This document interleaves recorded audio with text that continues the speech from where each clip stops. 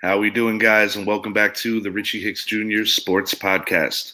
I am your host, Richie, here with two of my very good friends, father and son duo. I have joining me tonight, Mr. John Olson and his son, Josh. How we doing, gents? Real good. Yeah, doing good, man. All right. Good to see you, John. Good to hear from you, Josh. Our buddy Josh is a little camera shy, but very knowledgeable with his sports, and I'm happy to have him here. Yeah, we have a lot to speak on, and a big reason why I wanted to get my two favorite Packer fans on this show was because of the Brett Favre situation. And this is not necessarily a new story. Favre has already, you know what? I'm going to let you start this one, John, if you don't mind. If you want to kind of break down the situation with regard to Favre and what's happening in Mississippi. Well, Favre's reputation has been tarnished now for quite a while. Yes. Starting with the dick pic in New York, and why he would, and also just the way he went around things to get to play with the Vikings, just to come back and beat our Packers. Yes. But, I've lost a little respect for him then, but just like you still have a favorite player. For sure. Just like you and Lawrence Taylor with some of the charges against him, you still think he's the greatest linebacker ever, and absolutely disagree with that.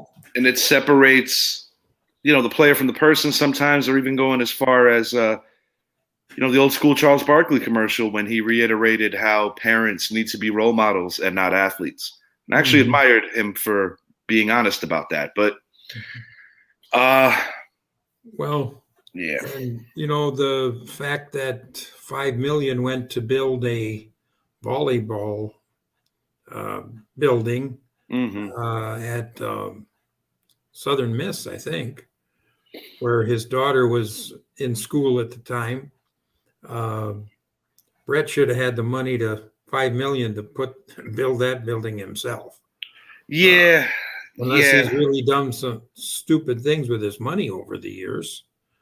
But it's a bad look on a lot of levels because, that money was intended to be allocated for low-income families. And Mississippi is actually the poorest state in this country, where I believe the statistic was over 54% of children in that state live under the poverty line. And, with the text coming with more or less confirming that Favre was in the know, because in the past, you always have that shadow of doubt where you're like, oh, maybe there were some shady people that he did a deal with and he didn't think about it. He denied it in the past. He paid a debt on it. To my understanding, it's over $200K that he still owes, possibly $300K, somewhere in that neighborhood. I think the interest on the $5 million. Yes, I believe so. Because I know he did make a forward payment on that. Now, I don't know if he's going to pay that interest back, but he should have had the money to build 10 volleyball buildings. Yeah. And quite frankly, when you look at the bigger scope of it, if he's not the former face of the NFL, which he was prior to Tom Brady's ascension, if he's not who he is, Brett Favre, not only is he a phenomenal football player, he did a cameo in Something About Mary, just a guy that pretty much everybody loved, and a guy that meant even more to Packer fans. My late father, his favorite player of my lifetime, obviously he rooted for guys before I was around, but in my lifetime, it was Brett Favre. That was my dad's favorite. I know it undeniably. Was. And it's just a bad situation. And, that's something. It's one thing about if you screw a team over and you kind of take a weird road to get back to the division and you get a little flaky with coming back and leaving and coming back and leaving, like with the Favre Watch, which kind of took over NFL Network. In NFL Network's inaugural year, which happened to be 2007, if I'm not mistaken. But this is a different layer. This kind of touches on the aspect of what kind of human is he. And I think that's where quite frankly, a lot of people get heartbroken because he meant a lot to a lot of people. Well, I mean, I didn't want to believe it, but there's things coming out now where he's spoke with this, either the governor or I believe it was the somebody in governor. the governor's office, saying, can the media find out about where this money came from? Because he knew that he should have known the repercussions. Absolutely. Very disappointed in him. I mean, he'll probably lose sponsors over this. Absolutely. Yeah, I don't see him being okay with the commercials anymore. And also, on a bigger level, it begs to question, he dodges prison time. Why? Well, the answer is because he's Brett Favre. Mm-hmm. And that, states the obvious. It's not something that we don't know before this, that celebrities of all walks, athletes, they are treated different in the legal system. There is no doubt about it. Oh, absolutely. I mean, rich people, they like spending money. They just don't like spending their own. Yeah. It's insulting on a lot of levels to people.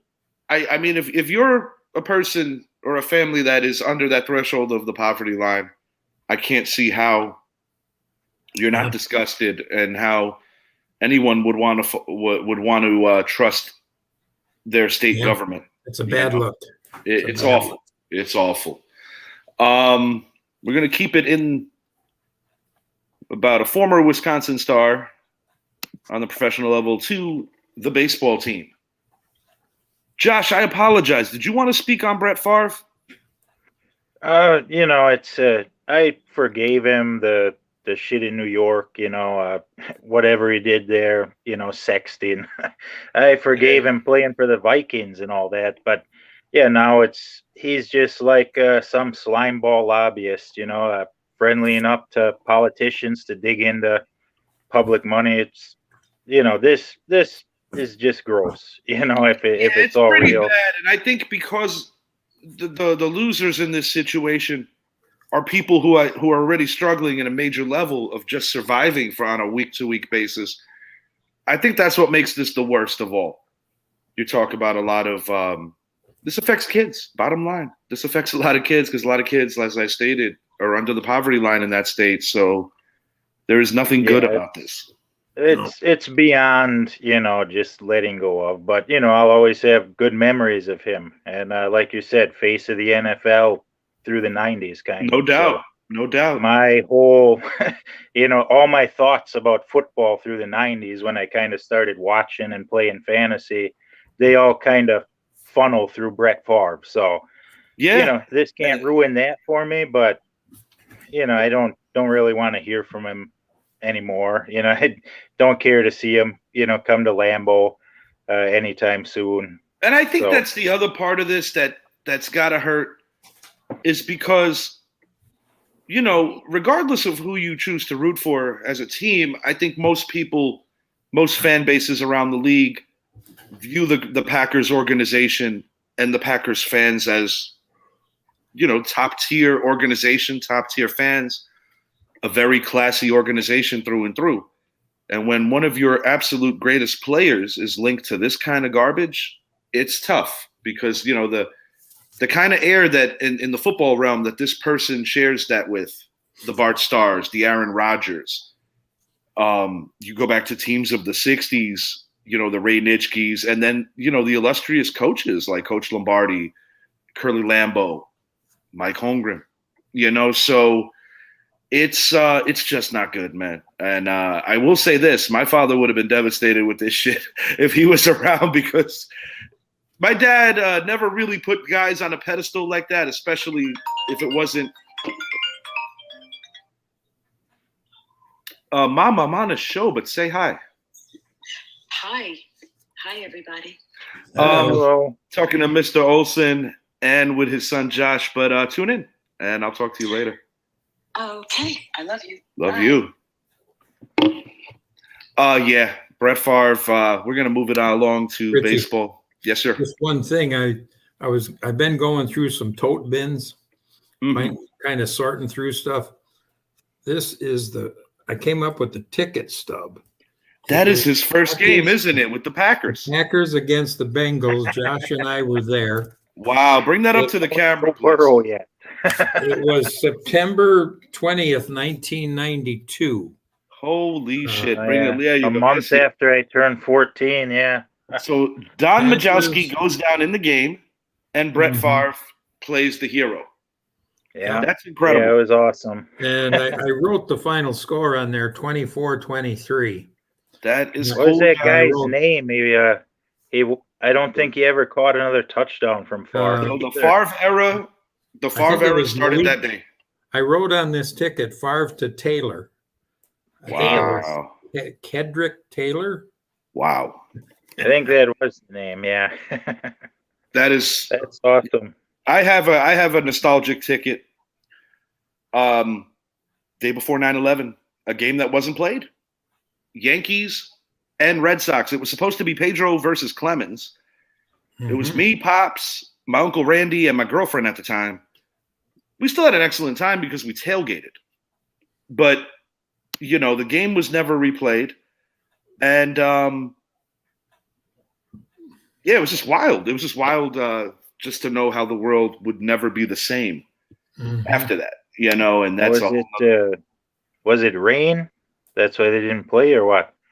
Yeah. It was just a nonstop rain. So what we did is we were already in tailgate mode. So we decided, hey, we're just going to stay in tailgate mode. And the last time I saw with my own eyes, if we're not speaking about the news, the Twin Towers standing, because we actually did pass them going back and getting eventually back to Long Island. Tonight we got the Brew Crew, who, as of right now, are playing, as John said just a little while ago, an unrecognizable Yankees team. A lot of kids are coming up, a lot of injuries. Anthony Rizzo and DJ LeMahieu due back soon. But just a tough loss game one. Yankees squandered a 5-0 lead. And now the Brewers are still kind of hanging around. They have a shot at a wild card spot. They are still in the mix. I'm not overly sound the alarm and overly concerned with the Yankees, even though I'm not pleased with some of our issues.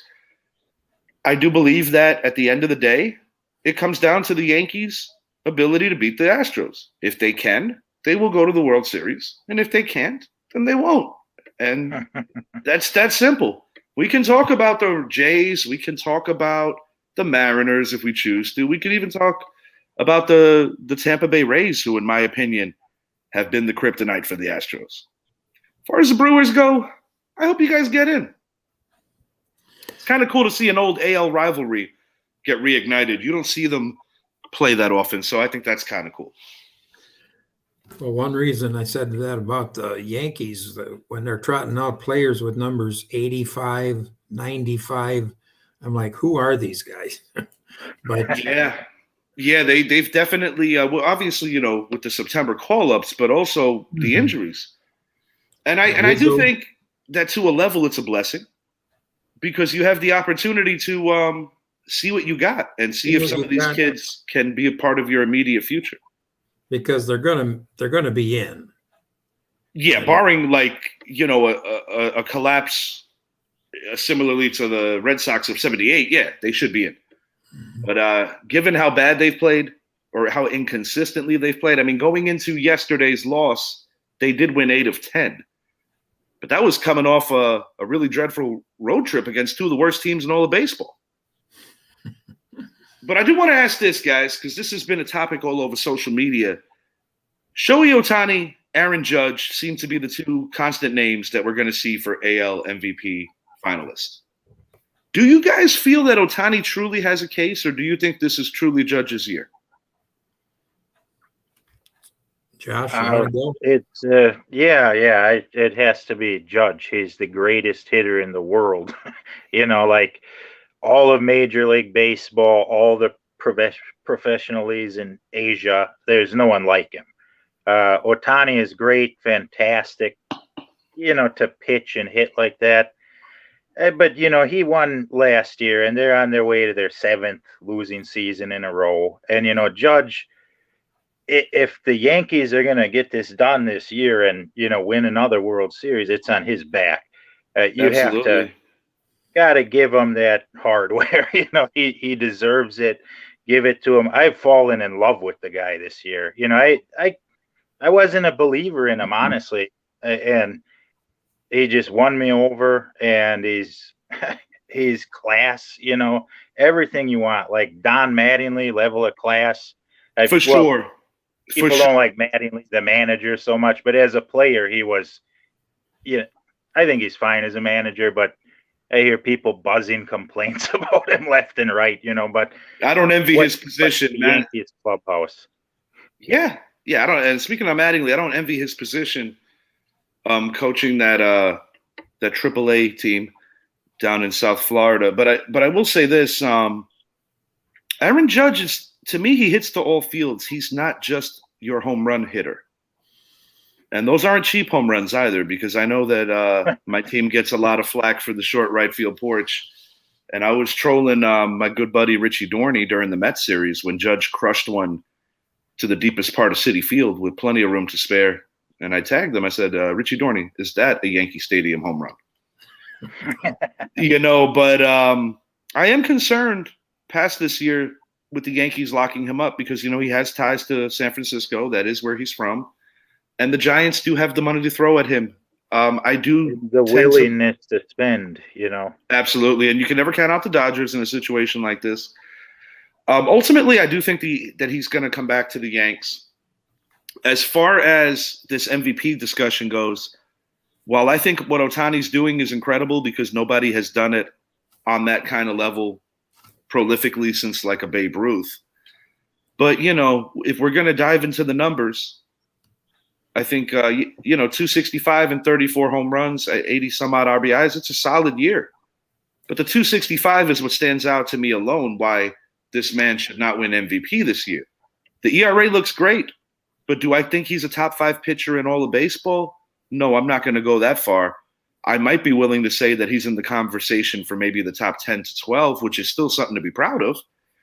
But, to your point, they're in the cellar. And I think you can make a case that he's not even the best player on his team, or at least not offensively, because that's Mike Trout. Yeah. Well, absolutely. Mike Trout is – Ohtani, like you say, 265. I've never recalled that MVP hitting 265, not to mention that he's not an everyday fielder. He's a DH. I think that almost cancels out the pitching aspect of it. Oh, absolutely, yeah. Some guys out there, what they're doing with their glove. There's outfielders take away as many runs as a middle-of-the-road pitcher, Yeah. over the course of a season. So, not saying Ohtani's middle of the road, but no, absolutely. I just think because of the fact that he's a prolific offensive player, I think that people will give him a pass even if his ERA was closer to 4 as opposed to in between 2.5 and 3. And yes, he's very impressive. But the most valuable player, what's the word that stands out? Valuable. And valuable to who? That would be the team. And without Aaron Judge, I think my New York Yankees would be lucky to be over 500 with the holes in our lineup and the nonstop injuries. He's won me over as well. I think I probably had a little more belief in him than you did. Probably being a Yankee fan would lead me to that. But, I'm not going to lie. He's a big guy, and I worried a lot about the injuries. But it appears that, like I said, hitting to all fields. They've asked him to play center. He's played more games in center than anywhere else. That is not an easy thing to do, and he's made it look very easy. And that is one of the most demanding positions on the field. I'd like to add that just like Josh, I really have become a Judge fan this year. I'm rooting for him to beat the Maris record. Yeah. He's never gonna beat 73 home runs, which to me, that's not even the record. It shouldn't be. I look back here in 2001, Bonds had 73 home runs. McGuire had 70 in 1998, Sammy Sosa 66. Those numbers have never been matched again until Judge now coming with this season. But and I just checked his average 312 Yeah, he actually has an outside shot at the Triple Crown because this isn't the typical year where the American League batting champion is going to hit 340 or 330. It's going to be more like in between 310 and 325. So it is attainable. There actually are enough days in the season where he could win that Triple Crown, but just the fact that he's even in the mix, I think, puts it to bed. I mean, if Ohtani was having the kind of year that, say, Verlander was having, I think it would be a little closer. But, that's what they have a Cy Young for. I feel that the MVP is for everyday players, and everyday players are guys in the field, not pitchers. No offense to Shohei Ohtani, great talent in his own right. I hope he gets the MVP and breaks their home run record of Maris, which to me that's still the official. Except he played one extra game more or three more than it was kind of shitty, and I made mention to this on previous shows how during his lifetime he was not recognized as the true home run single season leader because Mickey Mantle was an icon and he played for the Yankees alongside Roger Maris. And I do believe the other part of this situation is that he was also dealing with the ghost of Babe Ruth. So you have two Yankee icons, and then a guy who wasn't a homegrown Yankee, that was a country boy, that rightfully should have been acknowledged in that same light. And it didn't happen until posthumously. And then you see guys like you mentioned, taking shortcuts, breaking records. And while I do think at the time that in retrospect it saved the game, it also gave the game a big punch in the face and a big black eye because, you're taking a dump on the Maris family who was in attendance, and obviously it's an emotional thing for them because, his kids look at him and say, he wasn't treated or remembered properly in the history of this great game. Yeah. And, Henry Aaron, your guy, dealt with similar situations because of who they wanted as opposed to what was. And, it has to be acknowledged. Yep. It has to. Speaking of acknowledgement, Odell Beckham Jr. recently praised Saquon Barkley for his NFC Player of the Week. And Giants superfan Joe Ruback on Twitter basically said to Odell, "We want you back. You should come back. I think it would take 3 years, a 3-year deal." Paraphrasing the convo. Odell has been known to kind of tease about what he's going to do. I think he kind of gets a kick out of that. But we spoke on this a little bit before we went on. I do think that at the end of Odell's career, which quite possibly could be sooner than later, I do think that he has one last ride with the Giants, but I don't think it's this year, mainly because of the financial restraints that Dave Gettleman put them in. And after seeing the way the Bills pushed around the Rams in week 1, I got to believe that Odell even knows that his position to be featured is better in the Rams offense once he heals. So I'm going to call Odell to the Rams. And then as he approaches free agency for that final deal, I don't think the Giants would break the piggy bank. But I do think Odell, maybe for a little bit of image repair, because I do think he's more mature than he was, say, 4 years ago, 5 years ago. I wouldn't be blown away if he comes back. And for his final part of his career plays for the Giants, an improving Giants team. So we'll see. But that's kind of where I'm on with his potential reunion in blue. I don't see it happening this year. He'd have to play for free, and he's not going to do that. Well, doesn't he? He's not even going to be healed till later in the season. Yeah, right? You're talking November at best, like early November. Yeah, he goes back to the Rams. Is he? That would make the most sense with the if Rams? he plays at all. For sure. Yeah, because I think it was painfully obvious that he's needed more in LA than he is in Buffalo.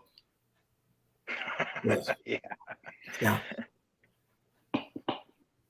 I thought possibly Green Bay could have been a dark horse in that conversation. I think it's a little intriguing. And week 1, and we're going to hit on the Packers in a few minutes, but I guess I'm not going to jump and overreact too much. The Bears are 1-0. The Texans tied one of my teams that I thought was a legitimate threat in the AFC.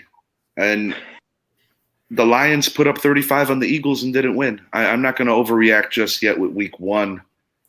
But we're going to start it out with my team for our NFL predictions and our preview. Giants and Panthers. Last year, Giants won 25-3. It was an ugly game. I think the catch of the game was actually made by our quarterback, Daniel Jones. Christian McCaffrey, Saquon Barkley, both healthy. I think that is exciting for NFL fans. These are two players that you want to see on the field every week. Baker Mayfield, his second start in Carolina, his first one he lost to his former team. I think this is going to be a close game. In order for the Giants to win, the pass blocking has to be better. I do believe that the run blocking did very well. And Daniel Jones had a solid second half outside of one very bad throw. 17 for 22 and 2 touchdowns. I'll take it in most weeks. I think Brian Dable, regardless of the Daniel Jones's immediate future, is going to have this kid playing at a much better level than he's ever played at the professional level because they finally got the right guys, teaching offense. I'm going to go Giants 26, Panthers 20. I think this is going to be close. Well, I know Jones had a lot more points than Aaron Rodgers last week. Most quarterbacks did. Aaron Rodgers cost me in 2 of my leagues. Yeah. Well, he cost me in 1. But, it was nice to see Barkley back. I'm sure he had the most points of any running back with 164 rushing yards, and I think he had 6 receptions also. Yeah, he put up 41 for me in our league with the Independence guys. Yeah. That's nice. Yeah. So I'm picking the Giants in that one, 23-17. Awesome. We got 2 people picking the Giants. This could be like the end of days right here. Things are changing. Josh, what do you got on this one? I think there'll be a lot of rushing yards on both sides. Both teams were great running the ball last week, and I'm sorry, no, the Browns ran the ball on the Panthers. So I think Barkley's going to run wild there. Giants will win the game. Probably a close game, something in the lower 20s there. I don't want to say an exact score, but yeah, Giants on top. Friend of the show, Brandon Jolly, one of my coworkers, Preach Richie, and he's a big Giants fan. Yes, 200 yards from scrimmage. Yeah, Jolly's covering it too. Touchdown and a 2-point conversion. Brandon, thanks for joining us. You are always welcome to join us on camera too if you ever care to chime in pretty much whenever. But Richie, Carolina had 18 missed tackles last week in their game. That is encouraging. So with Barkley running, it could be. Well, yeah, I mean, from pure talent perspective, Barkley is, he's ahead of Chubb. I don't know if he quite has the blocking there, but it should be a nice game for the Giants offense, I think. And Baker, plenty of mistakes will be made. And we don't have a perfect roster. I do think that the Giants are doing a pretty good job with what they have to work with. I think that by this time next year, when the salary cap blows up and the Giants have room to really make moves, I do think that like for instance, just a move like getting rid of Blake Martinez, not very popular with the fan base. But our linebackers played well. We held down one of the greatest running backs, not only of current day, but of league history, to under 90 yards, in a home opener. And I like what Brandon is saying here.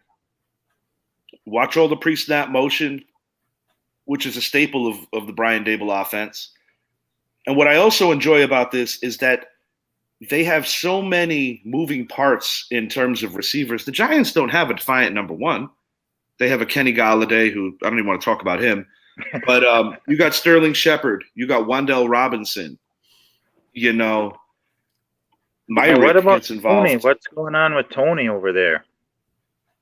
I had this conversation with Idris today, and I actually think that Kadarius Toney might possibly get dealt at the deadline, and that might not be the most popular take. But when I look at this roster and I see that Sterling Shepard is the one trusted vet in that receiving room, and then you have Wan'Dale Robinson, who essentially does what Tony does, possibly a little better, and then you factor in what could be perceived as a not the most interested attitude from Kadarius Toney in some of his interviews. And you go back to Odell, I don't necessarily want to paint any player that, they don't care. Every guy wants to be on the field. But I do think there's a maturity thing going on with Toney. And this even goes back to if you followed his career with the Florida Gators. So I do believe that that could be an issue. And, it was a bad pick. I'm not going to lie. Even if Toney pans out and is a good player, we could have got Micah Parsons. That is a bad pick from the previous regime. And, I think they're in better hands. But, they're still paying to a level for the mistakes of the last couple of seasons. And the Tay Crowder hit, yeah, that was like literally Madden hit stick level. I had made mention of that. Knocked Derrick Henry on his ass. Moving it to, we got the Ravens and the Dolphins in Baltimore. This is going to be a good one. You got two really good defenses. Mm-hmm. Who wants to start this one out? I know who I think is going to win, but I want to see what you guys say, so have at it. I think I'm a little winded after talking about my G-Men. In this game, I'm picking Baltimore 27-23. I'd rather see Miami win with Tyreek Hill catching like 10 passes for 200 yards, but and he'll get his share. Waddle's got speed, Hill's got speed, but I believe the game's in Baltimore. Yes, it is. And I'm just giving them that 4-point win basically because of that. I think Baltimore still is looking for running backs. Dobbins is not back yet, is he? I'm not sure if he's a go tomorrow, and I know that Gus Edwards is still banged up. I believe they started Mike Davis last week. Mike Davis, Kenyon Drake, I think. That's right, yeah. They did pick up Kenyon Drake. Raiders released him right at the end of camp. I'll be honest with you. I actually like the Dolphins in this one. I think it's going to be I'm thinking like mid-20s. I'm going to go I'm actually going to flip that score. I'm going to go 24-20 Dolphins. I think the Dolphins are going to keep the Ravens honest. And honestly, I could see an untimely Lamar Jackson pick. I do like what Duvernay was able to do. But I also think that was in part because Sauce Gardner was on Bateman. Sauce Gardner going to be a damn good ball player. He kind of gives me that Revis Island look. And, I mean, he's young, so I might be praising him too early in his career. So I think that forced Lamar to go to Andrews more and go to his second option. But, yeah, I kind of like the Dolphins on the road. I expected more out of Andrews last week. I think he had 5 catches, and most of them came after the first quarter. But it's Jackson, he can run so well, too. Yeah, and I think that's something that ultimately the Ravens ideally don't want him to have to do. But unfortunately, to your point, when you have these kind of injuries at the running back position, you're going to lean on your best athlete, and that is Lamar Jackson. I do think that he gets a bad rap to a level for not being able to read defenses. I do think that he made a lot of strides last year that maybe didn't result in a lot of attention because the team didn't have a good year, and he also got injured towards the last month. But, the fact that they haven't figured out what they're going to do with him yet, to me, is a little crazy. I understand that it's a very wealthy quarterback class coming out, but the thought of Lamar Jackson being a free agent or getting franchised and then maybe getting dealt somewhere, it's pretty crazy to think that, just a couple of years removed from being a league MVP, I don't think he's getting the proper respect from his organization. And I think it's a little crazy. Mm-hmm. Yeah, I agree, Richie. I believe in him. I picked him this year to be my quarterback. So, I think that the Ravens will win this game at home. Get back to basics a little bit. Get Mark Andrews, big game tomorrow. Yeah. Yeah, and Lamar, but where does he go with the ball? And who's going to run it besides him? Kenyon Drake, Mike Davis. But I just think at home, I like Baltimore. Probably similar scoring, 24-21, 24-20, somewhere in there. So I'm the only man picking the Dolphins on that one. We're all unanimous with the G-men. We've got the Steelers and the Patriots. Interesting fact about this game. This is the first time that these two teams play, I believe, over the last 18 years without Ben Roethlisberger or Tom Brady quarterbacking the game. You got to go all the way back to sounds right versus Cordell Stewart, just to put that in perspective of how long Ben and Brady played with these two organizations. Short and sweet. I think this is going to be a low-scoring affair. I'm not sold on Najee Harris's health, even though they keep saying he's okay. But I am sold on that Steeler defense. And I say to myself, if the Steelers were able to do to the Bengals offense what they did last week and hang around in that game until they finally won, I do not see anything on this Patriot offense that really makes me concerned. I understand that if they could actually get it going, they do have two very good running backs. I don't like this roster. I've spoken about this roster on numerous shows. I think Bill Belichick failed the organization big time and failed his current quarterback, Mac Jones, with just not getting him enough talent. And, I think Bill might be going a little batty. I think he's starting to lose it a little. And I think he should give up that GM chair. And if he wants to coach, great.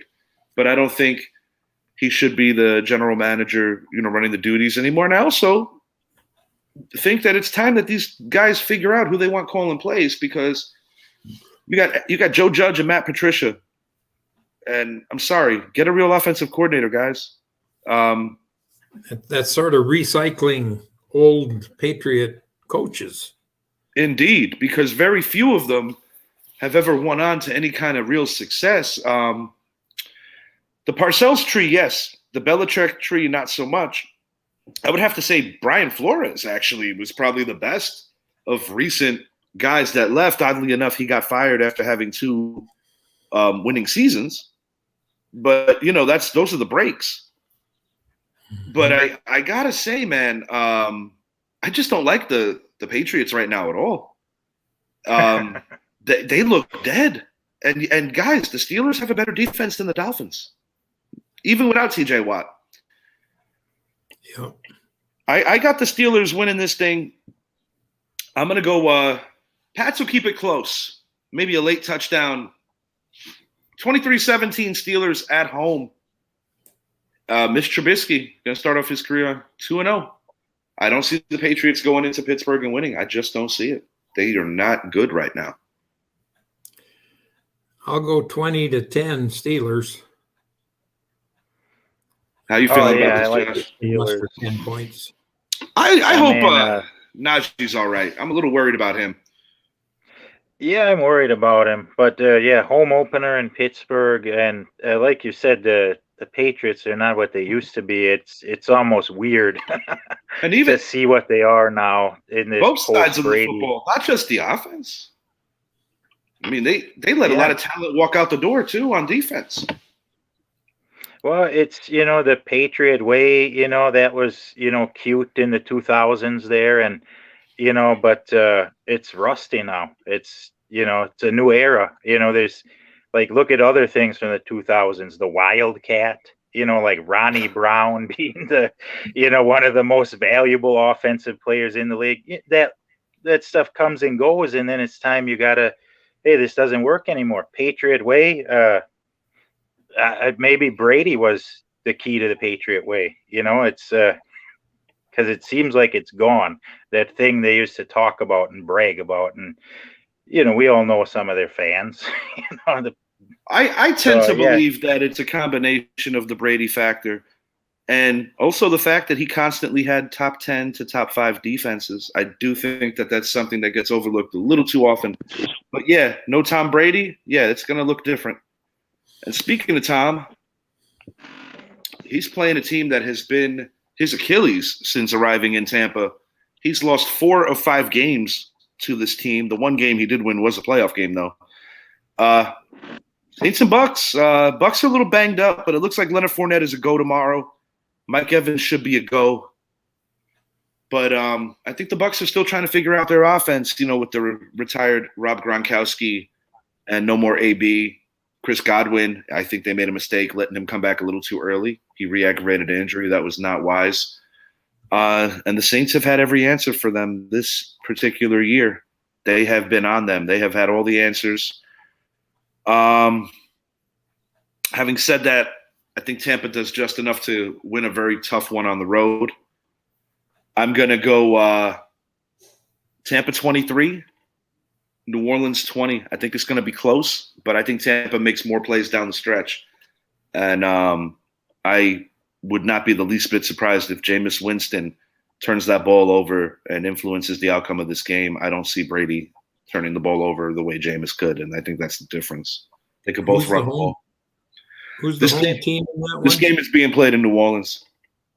In New Orleans. Well, I think Brady will probably get his revenge on the Saints. I mean, you said he won in the playoffs, but I think 23-21. Yeah. We're going to win it. The Bucs. What you got, Josh? I like the home team. I think it'll be good Jameis tomorrow, and he'll make use of the receivers he has. And I think he'll just put on a good show for the New Orleans crowd, 24-20. And, the Bucs are coming off a game against a really weak Dallas team. And, it wasn't quite, didn't quite get him ready for New Orleans, I think. So I like the Saints to do it. See the good Jameis tomorrow. Which is possible because he is kind of the Jekyll and Hyde act at the quarterback position. He comes out like 4 games a season, so I think tomorrow is one of them. It is September, so he might get them all done early. Raiders and Cardinals in Vegas. This could potentially be a shootout. Neither one of these defenses really blow me away. I think the Raiders have certain players on defense. But as a unit, I don't think that they are all the way there. And, the Cardinals, one of their key losses is actually playing for the Raiders right now. They're missing D-Hop. That's obviously going to hurt them until midseason. I don't know if we want to take too much out of the Chiefs whipping their ass. The Chiefs are really good. And the Chiefs beat a quality Charger team just a few days back. I like the Raiders here. And I like a high-scoring game here. I'm going to go Raiders 33, Cardinals 27, and this is ending in overtime. I'm going to go Derek Carr to his buddy Devontae Adams for the win. Overtime. Who predicts overtime? This jerk. Adams had 10 catches for 141 yards and a touchdown last week. That's the kind of production he had in Green Bay all the time. So, but I do want to make mention that Derek Carr did throw 3 picks. So that's for Brett. Oh, okay. Yeah, we had quite the argument on TikTok about this. So we'll see how that plays out. I got nothing against Derek Carr, but anytime I can argue with Brett. Arizona was truly overmatched by Kansas City last week.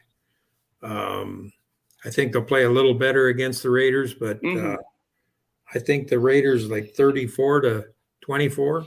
So we kind of got that same mindset that we think that at least the Raiders are going to be in the 30s. Mm-hmm. How you feel about this matchup, Josh? Do you think the Cardinals can pull one out on the road, or do you feel that No, I don't think so. I mean, they didn't look so good last week, and like you say, Kansas City is a very good team. But the Raiders, they're in Las Vegas there, and I think they got that defensive end from Arizona. He's kind of set for a big game. Jones. Yeah, Chandler Jones, great player. I think he's going to be super hyped, and I think this is his first game in front of the Vegas crowd too. So I just see a special day out of him, and then the Raiders just feeding Adams, and maybe opening things up for Josh Jacobs there, between Waller, Adams, Renfro. I think Raiders offense will have a good day. 28-21 Raiders. While your dad is grabbing another brewski, I'm going to divert quickly, and then we'll go right back to the NFL. I just want to make a quick mention about my prediction tonight for the Canelo Alvarez Triple G match. These two, this is a trilogy that should have happened already, but didn't. First fight was closely contested with Alvarez literally just sneaking on points. Second match was very controversial. I feel that Triple G should have won the match. It was ruled a draw. I think tonight Triple G gets his name in the win column in a classic match.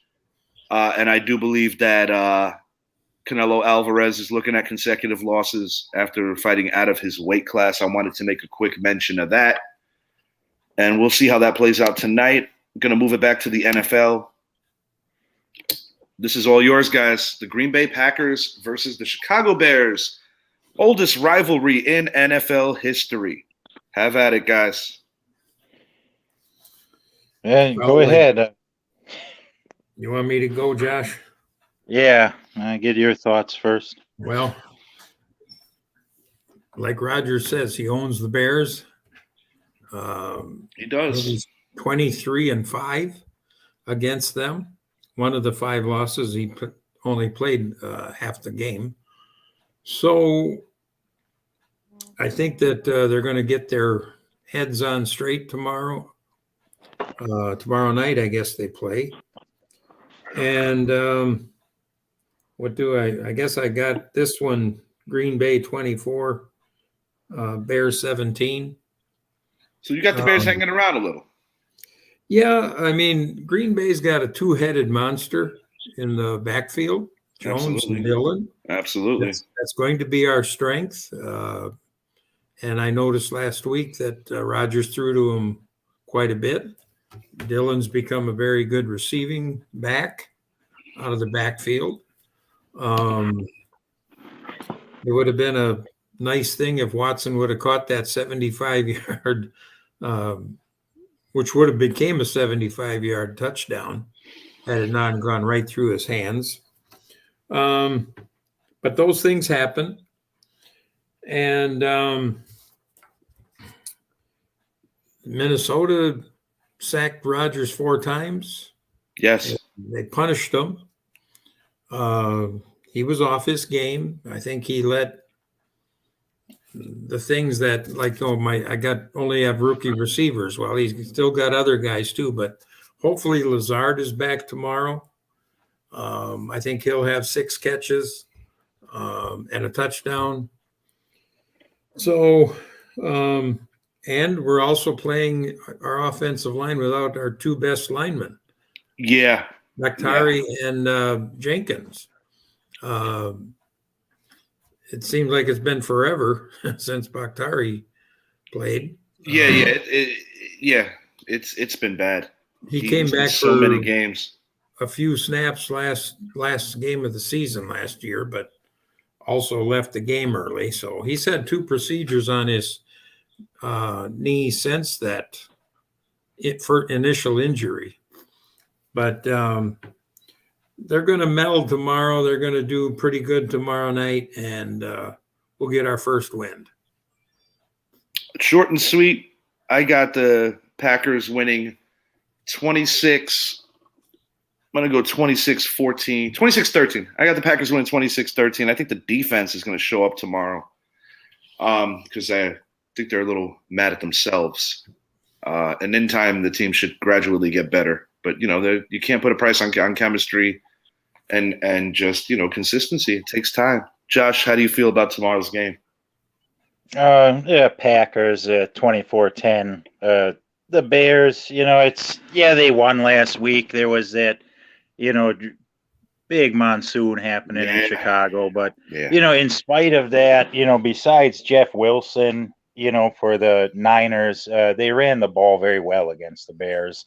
And I think Dillon and Jones have big days tomorrow. And, you get Lazard back in the mix, get some rhythm with those receivers, and if Christian Watson gets an opportunity tomorrow, he's going to make something of it. So, yeah, I think bounce back for the Packers and hopefully can set a precedent for, the remainder of the season. Well, based on last year and maybe this year as well, it seems like the Packers view week 1 as the last week of the preseason. So hopefully, hopefully for your guys' sake, that is the case. I do want to make a slight mention before we jump into the final 2 games we're going to cover. We have a matchup week 5, and I actually do tend to believe that if the G-Men win tomorrow, which is not a gimme, but I do think we'll win, I think we have an opportunity to be 4-0 going into England. Given the opponents we face, Dallas has a lot of injuries. We play them the week after Carolina, and then we play the Bears. And these are 3 consecutive home games before we play you guys in England. I'm not going to say, we're undefeated in Europe, and that has a bearing on this game, because it doesn't. We'll discuss the Packers and Giants as it gets closer. But I think with that, the issues in Dallas, I think it gives a legitimate life for the Giants to overachieve and maybe be a year ahead of schedule. But I don't want to get ahead of myself. They did beat the Titans last week, kind of shocked them. And the Titans could be staring at 0-2. They are playing everyone's darlings, everyone's favorites to win the bowl this year, the Buffalo Bills. I do question – I've heard some of my friends make mention that last week could be the beginning of a decline in Derrick Henry. I don't necessarily know if I subscribe to that completely. I just think that, like anything else, the guy missed time, and he's going to take time to get better. Before I even talk about this Bills offense, their defense is so damn dominant. And they're doing this without Tre'Davious White, who's their best defensive back. The Von Miller addition is just sensational. Josh Allen, just such an exciting quarterback. He kind of gives me the excitement that you want to go way back and say Favre gave me watching that guy play. Yeah, he'll throw a few picks here and there that'll piss you off, and that shouldn't have happened. But I just see this team as such a complete team. And, injuries happen, and they already are dealing with one with Gabriel Davis, my guy in 2 different fantasy leagues. I expect Jamison Crowder and Isaiah McKenzie to step up, and you still have the great Stephon Diggs. I think Buffalo's still trying to figure out who's truly going to be their number 1. I think Cook is going to push Singletary at some point this year. But I'm looking for Josh Allen to just have a day tomorrow. I'm going to go 30-20. I'm going to go 34-20. 34-20 Bills. 2-touchdown victory. I don't think the Titans have a lot on offense past Derrick Henry. And I think the word around the league is that. Ryan Tannehill is not it. And I do think that this could progress into Malik Willis getting on the field sooner than later. I'll agree with that. I have this one, Buffalo 31, Tennessee 17. Oh, wow. So we're very close on that one. Yeah. Henry only had 3.9 yards per rush. Yeah, that's not him. That is not him. 82 yards on 21 carries. You just expect him to bust that 10, 12-yard run 4 or 5 times a game. And I guess it didn't happen last week. And, the Bills are a little stronger on defense than my team. And that Monday night game, or it was a Thursday night game, Buffalo and the Rams. Yeah. It just fortified my thoughts about Buffalo making it all the way to the Super Bowl. Yeah, if they can finally if they get there, I think they can finally get that monkey off their back with the 4 consecutive losses to the NFC East in the 90s. They're just really good. I mean, Idris and I both thought that they might have taken a little time, with the absence of Brian Dable. But I think Brian Dable, before taking the Giant job, helped get Josh Allen to that elite level where now a Ken Dorsey comes in, and Ken Dorsey is probably like, wow, this is awesome. I don't even have to do that much work anymore. Dave's did the work before I got here because Josh Allen gradually became that quarterback. He was not that quarterback off the jump, but he is phenomenal. And in our league, it's the second year I've drafted him. Yeah, I wish he was my quarterback. but and then Von Miller coming over there, he was pretty outstanding against the Rams. It's a phenomenal player. I didn't realize Truly a phenomenal player. I didn't realize Gabe Davis was injured, or it was really late. I was actually driving home, and it popped up on my Yahoo updates. So I think, given that it's Monday, it could be a game time decision, and I have a decision to make tomorrow. Like, damn, do I want to take that chance and see if he plays, or do I want to start somebody else? So I guess we'll see how I feel in the morning on that one. Josh, what do you got for the Bills and Titans? Oh, like 38-10. I mean, so you got a real beating going down. No, 38-10 Bills, of course. Yeah, I think the Bills defense is going to score at least one touchdown. I think it'll be a terrible, terrible day for Ryan Tannehill. And Henry's 28 now. Usually it's 30 where things get really rough for running backs, but it doesn't have a lot of help. So yeah, Buffalo just straight up domination statement. Yeah. And Henry can essentially get taken out of the game plan once Buffalo gets multiple scores on them. One day maybe Treylon Burks will be the guy that, could draw a defense, but it's not going to happen tomorrow. No, definitely not going to happen tomorrow. I picked him in our league more as a future pick to see if maybe towards the end of the year, if he picks up some steam. Yeah, that was more of an insurance pick, not somebody that I thought would contribute this year. No, it will come though. But this year he's not going to be able to help out much, so it's going to be a tough year for the Titans, I think. Hitting on some of these other games, Zappy and I are going to go in detail more on these guys tomorrow. Those are my winners. Lions, Colts, Browns, Niners, Rams, and Broncos. I did not mention the Cowboys because I have a very strong suspicion we're going to go heavy on the Cowboys tomorrow, and Zappy's going to have a lot to say and not too many nice things either.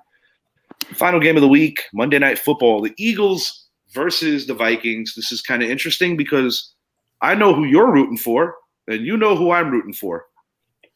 Mm-hmm. It's weird because I don't really like either one of these teams, but truth be told, I have to root for the Vikings, but I think the Eagles are going to win. This could potentially be the best game of the day. I'm going to go Eagles 34, Vikings 31. I think this is going to be a very exciting, high-scoring game. I like the home team here, though. Well, I got it's in Philadelphia. Yes, indeed. 26-20. And we need the help. I hope they beat the Vikings. The Vikings look pretty good this year. Yeah, they do. Philadelphia's got, I think they scored on 4 rushing touchdowns last week with one in, and then one was Scott, Sanders, and Gainwell. Yeah, they all scored. They all scored a rushing touchdown. And I noticed since they adopted taking the ball out of Hurts's hands and going with that committee backfield, they have truly stepped up. We're closing in around the 72nd mark. Josh, what is your thoughts on this game tomorrow? Oh, I think it'll be high scoring. I think the Eagles win though, a high scoring home opener there. They're just pumped and electrified from that big game in Detroit. So yeah, I think they'll continue their success against the NFC North to start the season at home. Yeah, I tend to agree with you. I hope that we're all wrong because I want I want the Vikings to win. I know you guys don't. But, I'm honest, and I think the Eagles are going to win. And I also hate to say this, but I think the Eagles are the class of the NFC East. Just throwing it out there, John. I know you get I don't know what your morning plans are, but even if you see me and Zappy on here tomorrow, if you can't join on video, feel free to type in and chime in. Okay. It was great having both of you here today. We had Yeah, thanks, Richie. It's always fun to talk a little football, baseball. we are out just, until I next wish time.